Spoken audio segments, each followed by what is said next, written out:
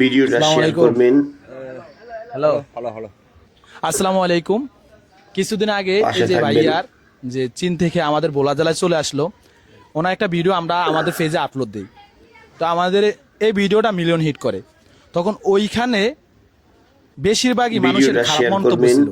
তো খারাপ মন্তব্যটা আমরা আজকে ভুলটা ভাঙানোর জন্য আজকে আরেকটা ভিডিও নিয়ে আসলাম আপনাদের মাঝে। আসসালামু আলাইকুম আপু, কেমন আছেন? ওয়ালাইকুম আসসালাম, ভালো আছি। আপনি কেমন আছেন? এই আলহামদুলিল্লাহ ভালো।